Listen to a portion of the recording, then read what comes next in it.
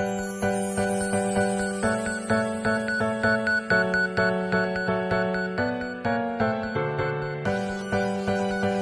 day, Coach Jude Martinez, and to our classmates. I am Nicolle Daquel, and my role in this video presentation is to give the overall introduction and to identify, describe, and explain the psychoanalytic and psychosexual theory of Sigmund Freud and cognitive theory by Jean Piaget.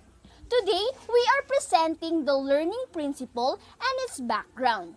We are also going to give some examples. And we are the BSED Math 1L, the Assassination Study Hub 1. And I am the Study Hub 1 group leader. And here's my member. Emylyn Rivera, Madeline, Cristy Manalo, and Ryan J. De Leon. Sigmund Freud explored the human mind more thoroughly than any other who came before him. His contributions to psychology are vast. Freud was one of the most influential people of the 20th century. And his enduring legacy has influenced not only psychology but art, literature, and even the way people bring up their children. Freud was the founding father of psychoanalysis, a method for treating mental illness and also a theory which explains human behavior. Sigmund Freud's view of human mind are the mental iceberg. The primary assumption of psychoanalysis is the belief that all people possess unconscious thoughts, feelings, desire, and memories. The aim of psychoanalysis therapy is to release repressed emotions and experience, make the unconscious conscious. The psychosexual or libido was described as the driving force behind behavior. Psychoanalytic theory suggested that personality is most established by the age of 5.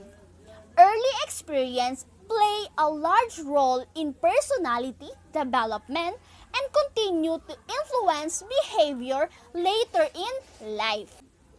The id, ego, and superego, we call it theory of personality structure. The oral, anal, phallic, latency, and genital, we call it theory of personal development. The conscious, preconscious, and unconscious, we call it the theory of personality dynamics. Psychoanalysis is often known as the talking cure. Typically, Sigmund Freud would encourage his patients to talk freely regarding their symptoms and to describe exactly what was in their mind. Sigmund Freud's view of human mind is like iceberg.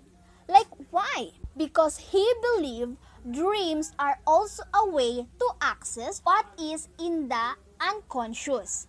The iceberg metaphor conveys Sigmund Freud's idea that a great deal of human behavior is controlled by the unconscious much more than the behavior controlled by conscious thoughts.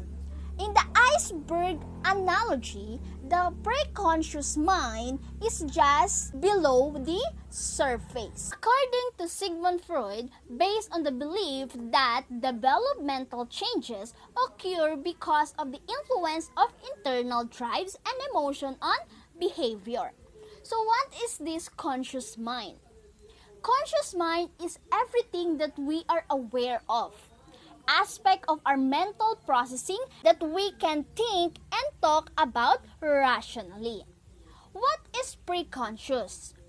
It is a memory, not always part of consciousness, but can be retrieved easily at any time and brought into our awareness.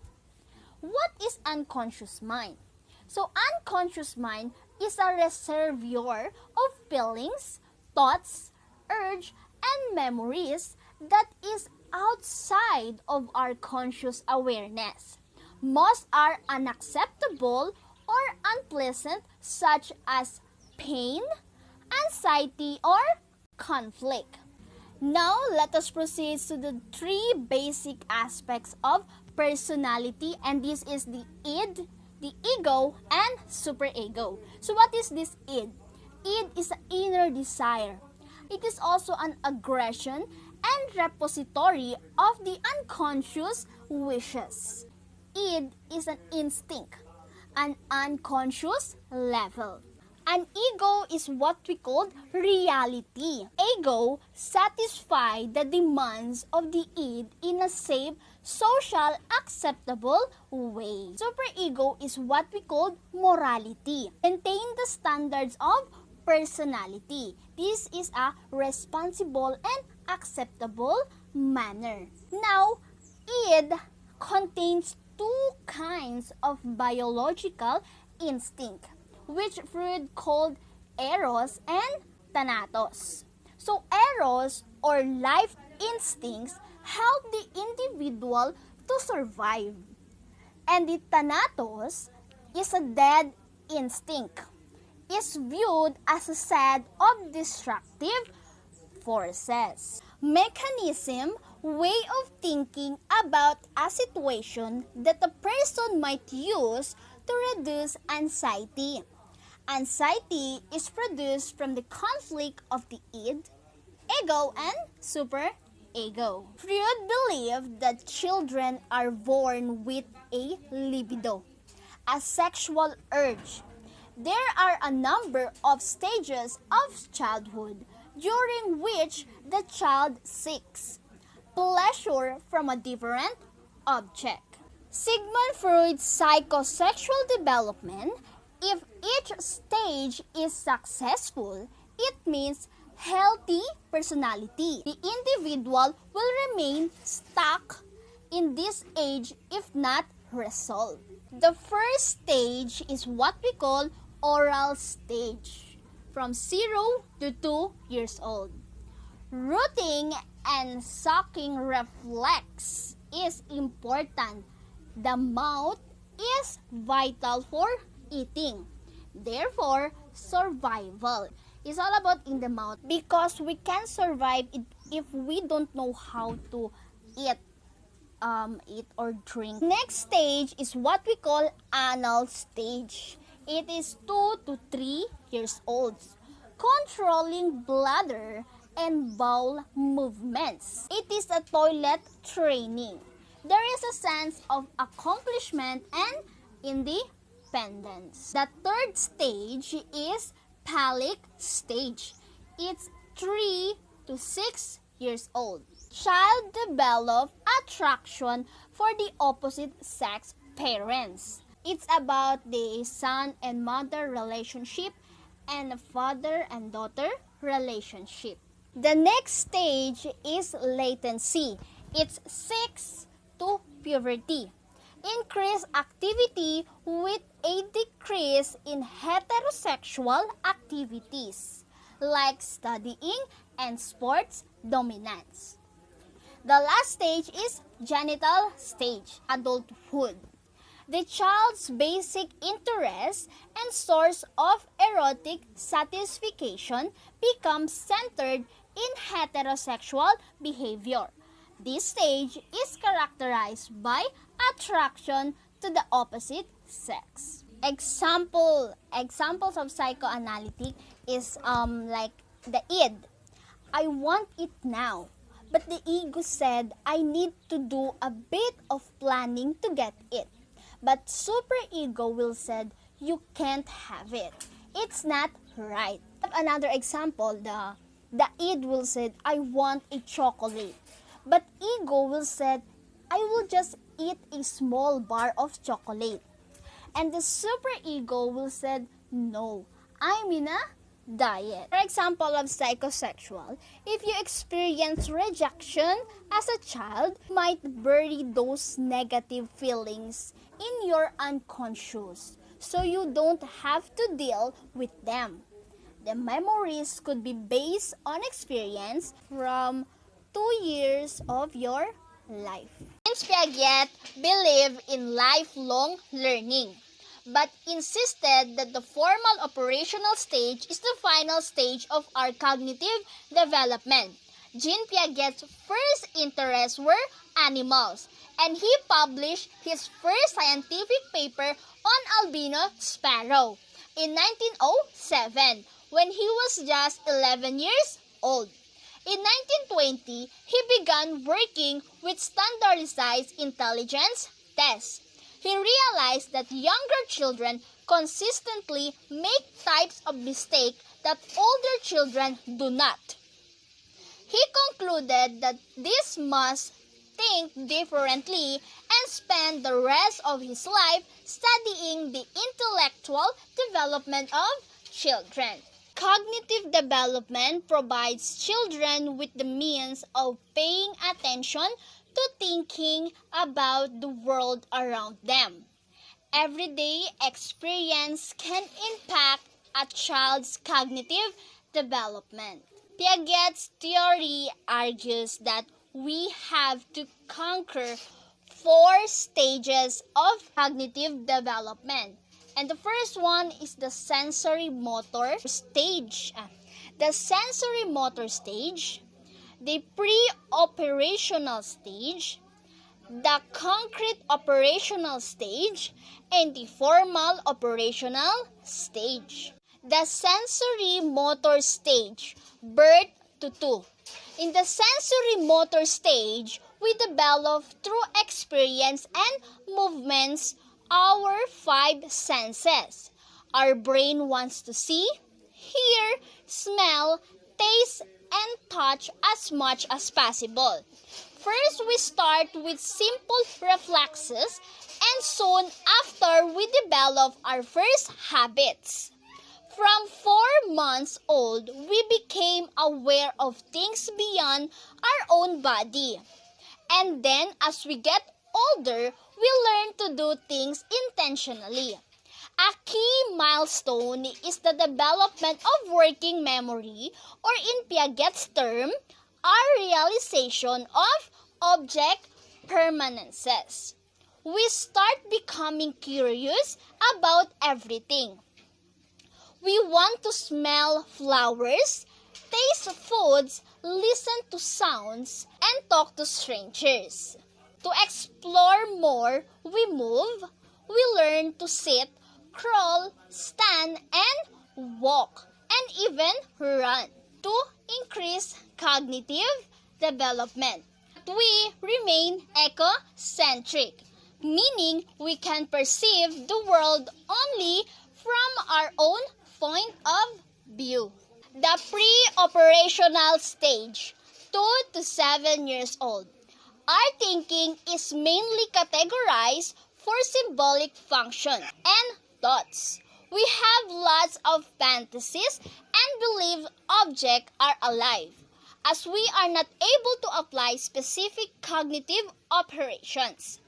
We learn to speak and understand that words, image, and gestures are symbols for something else. When we draw our family, we are not concerned about drawing each person to scale, but rather with their symbol meanings. We love to play pretend, which allow us to experience something new and learn a lot. At around of age 4, most of us become very curious and ask many questions. We want to know everything. Piaget called it the intuitive age because while we realize that we have a vast amount of knowledge, we have no idea how we acquired it. We think others see the world that we do and still don't understand, that they see it differently. The concrete operational stage, 7 to 11 years old. We finally discover logic and we develop concrete cognitive operations.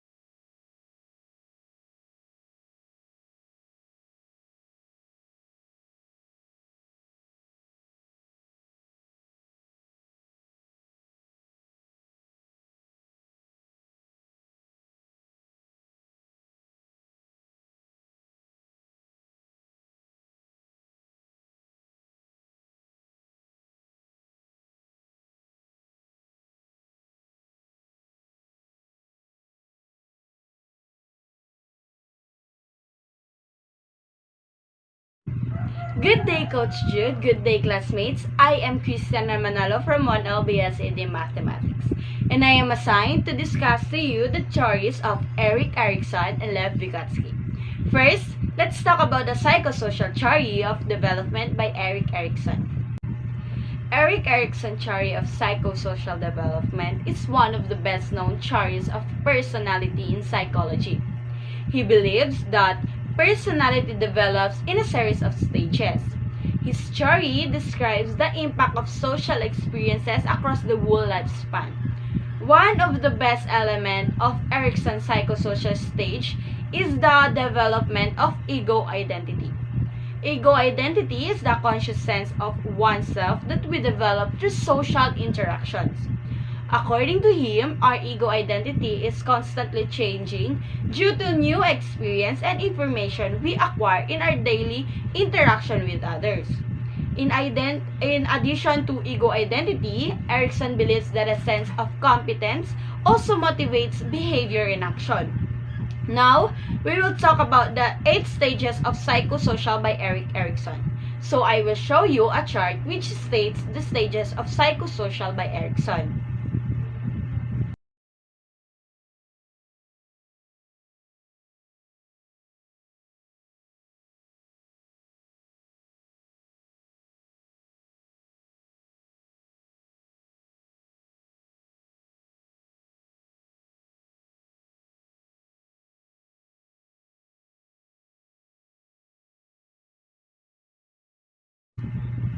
Each stages in Erik Erikson's theory is concerned with becoming competent in area of life. If the stages is handled well, the person will feel a sense of mastery, which he sometimes referred to as ego strength or ego quality.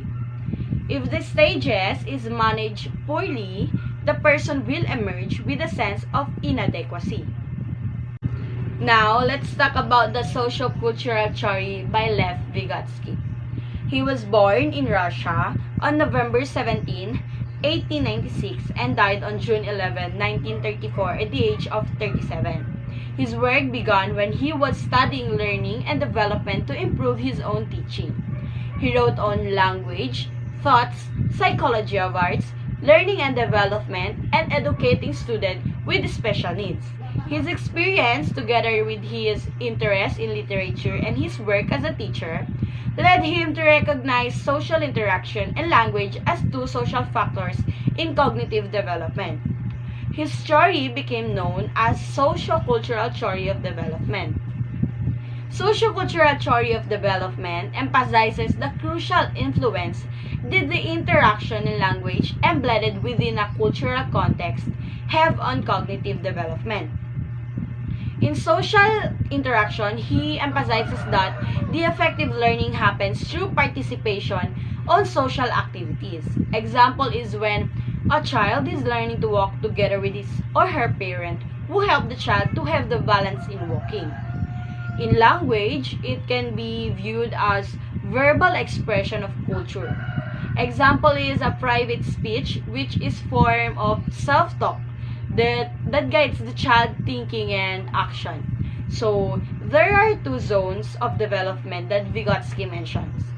The first one is the zone of actual development, in which the child may perform at a certain level of competency, and he or she may not immediately proficient at it. And the second one is the zone of proximal development, refers to the differences between what the child accomplishes alone and what he or she can accomplish with guidance of another.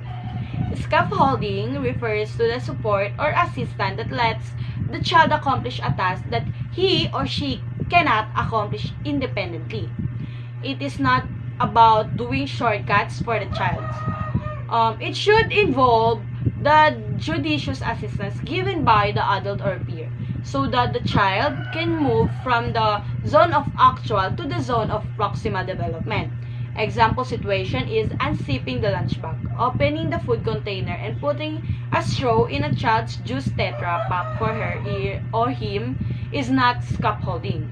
An example of scaffolding is when the adult unzip the zipper an inch or two and then holds the lunch bag still so that the child can continue to unzip the lunch bag. Vygotsky Chori also mentioned the implication for teachers. Adults and peers are critical to the learning process through scaffolding. Teaching in the zone, not too hard, not too easy, but just right. Assisted learning providing strategic help in the initial stages of learning, gradually diminishing as students gain independence.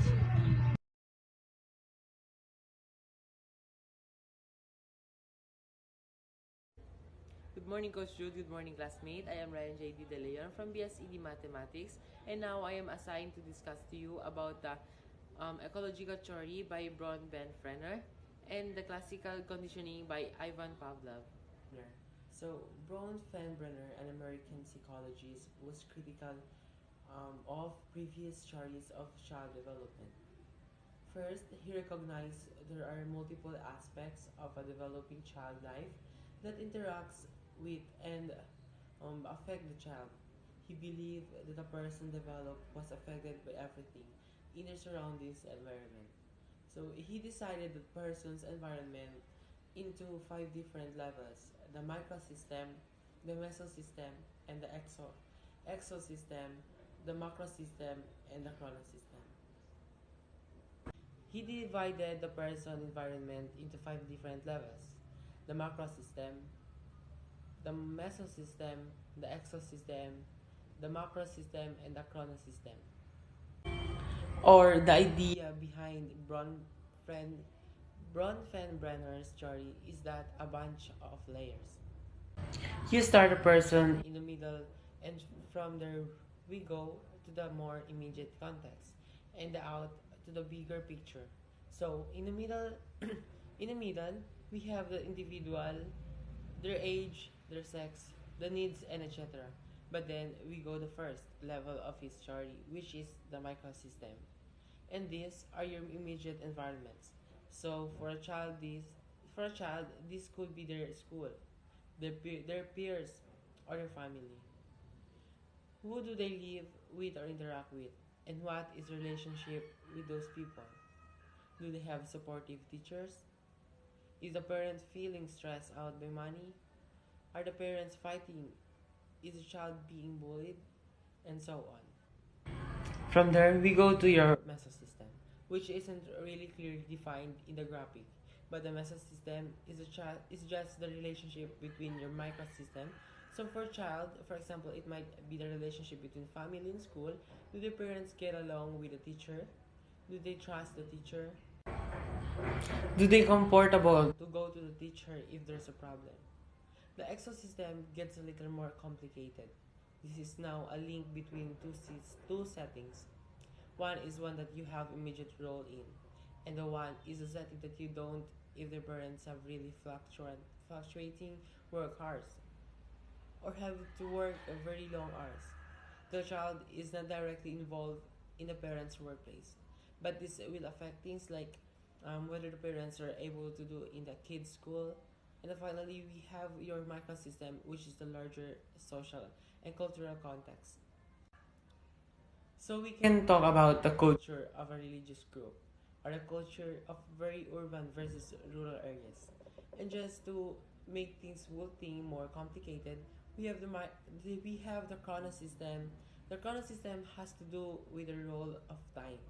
Part of this relates to when events occur in a person or child life. For example, we can talk about how people are typically affected by becoming parents, but the effects are very different if someone becomes a parent for the first time. So we have these layers which start at the middle and go out. But it's important to remember that there is not always a clear division between one layer and the next. So as one example, let's look at someone if let's look at someone who is starting college this year, and we can think about what might affect this major odds of um, his odds of success. At the individual level, we need to look at his intelligence, his personality, and so on. At the microsystem level, we would look at what major are even available at this local college and whether he can afford to go elsewhere if he wants. But then we have to look at the larger context, at the level of mesosystem. We might want to see whether his family and his employer will be supportive. If his employer is constantly changing the guy's work hours, he might be less likely to succeed. Regardless of his intelligence or his motivation, at the ecosystem level, we might look at whether the state legislature or regulators set tuition and fees. Politicians can raise or lower the education budget. The macro system is that the larger cultural context, so we'd want to know if these guys' cultural views education as being worth it. And finally, we have to look at the chrono system. Is the guy going to college at 18 or at 48? Or you had very different majors before than you might have today. So I really hope that this has given you a better understanding of Ron Frenbrenner's stories.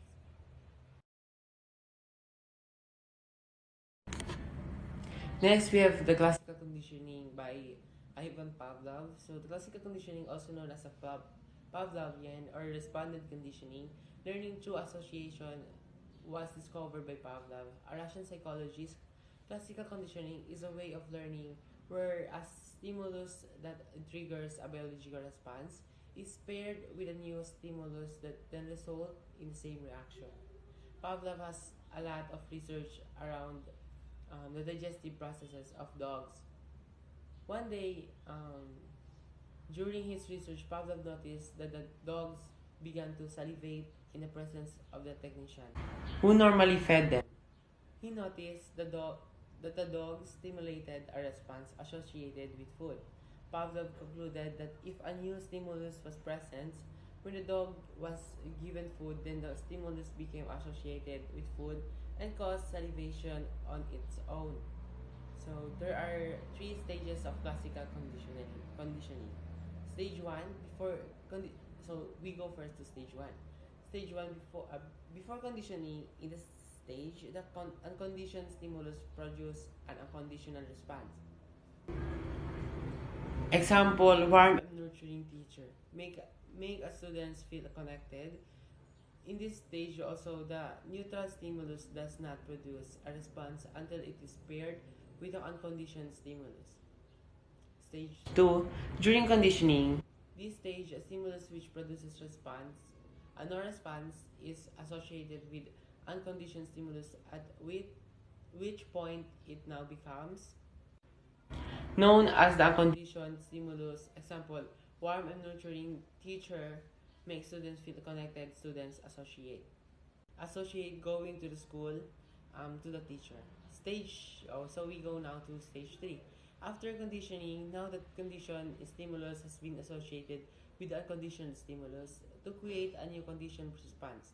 Example: a warm and nurturing teacher makes students feel connected. Students associate going to the school to the teacher. Therefore, students learn to enjoy going to school. The implication of classical conditioning in the classroom are less important than those of operant conditioning, but there is a still need for teacher to try to make sure that the students associate positive emotional experiences with the learning. If a student associate negative emotional experiences with school, then this can obviously have bad results, such as creating a school phobia. For example, if a student is bullied at a school and they may learn to associate the school with fear. It could also explain why some students show a particular dislike of a certain subject that continue throughout their academic career. This could happen if a student is humiliated or punished in class by a teacher.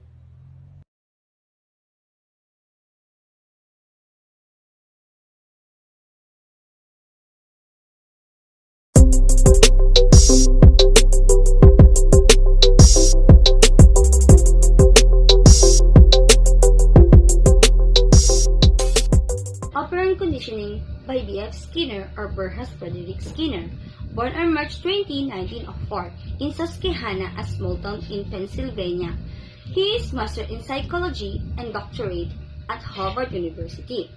So, what is operant conditioning or operant conditioning theory? Operant conditioning is a method of learning that occurs through rewards and punishment for the behavior. Through operant conditioning, as associating is made between a behavior and a consequence for the behavior. So, punishment, any event that causes a decrease in behavior. In some instance, the behavior of the children is shaped by the consequences for their action. For example, if you give your student a treat or a point, that is reinforcement, after she sits quietly at the table, our desired response or target behavior, she is likely to sit quietly at the table next time again, right? So, reinforcement, a kind of stimulus that to increase the strength in the behavior due to its consequence. There are two types of reinforcement. The positive reinforcement or the reward learning, and the negative reinforcement or the escape and avoidance learning. Example of positive reinforcement, a student answered all the items correctly in the unit test. Then the teacher said, Mr. Riano, you got perfect score in the unit test, so you are exempted in the periodic test. So that is an example of positive. Example of negative reinforcement, a teacher can eliminate that night homework if the students study hard and accomplish a lot in the class. So, if this happens multiple times, the student will consistently work harder and be more productive while in the classroom.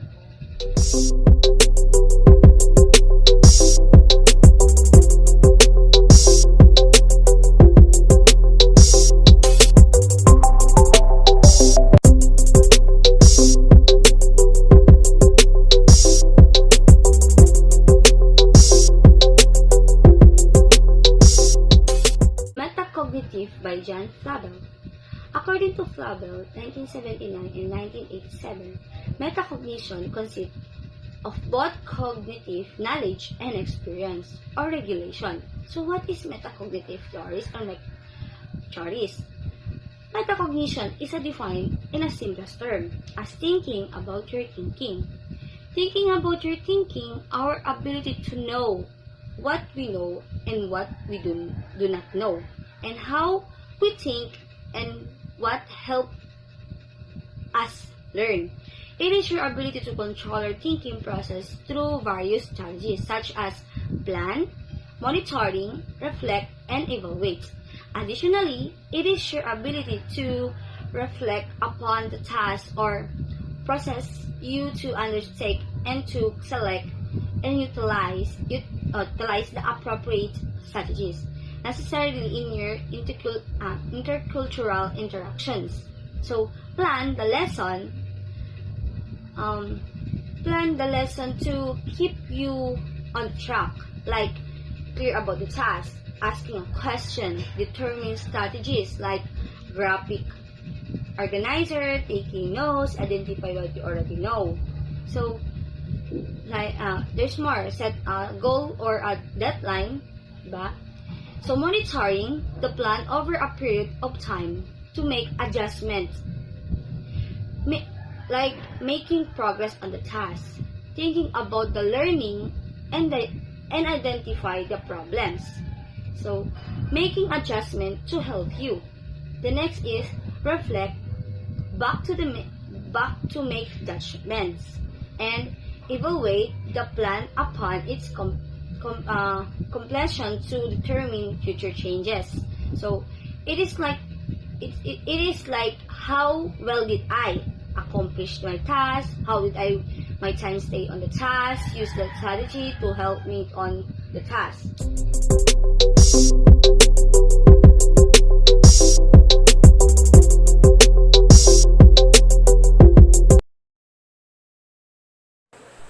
Good day, Coach Jude Martinez, and good day, classmate. I am Emylyn V. Rivera from BS Ed Math 1L. Today, I will discuss to you the multiple intelligence and law of learning. The theory of multiple intelligences was developed in 1983 by Dr. Howard Gardner, professor of education at Harvard University. The theory of multiple intelligences processes the differentiation of human intelligence into specific modalities of intelligence, rather than defining intelligence as a single general ability. Multiple intelligences describing the different ways students learn and give information. These multiple intelligences range from the use of words, number, picture, and music, to the importance of social interaction. The effects of multiple intelligences theory can draw students back into learning, using the different intelligences to teach a concept allow each of your learners a chance to succeed at learning. Edward Thorndike developed the first three laws of learning: readiness, exercise, and effect. He set also the law of effect, which means that any behavior that is followed by pleasant consequences is likely to be repeated, and any behavior followed by unpleasant consequences is likely to be avoided. These are discussed below, and they should help you in designing and conducting your health education session. These are the characteristics of law of learning. The primary law of learning is law of readiness, law of exercises, law of effects. The secondary law of learning, the law of primacy, law of intensity, law of recently.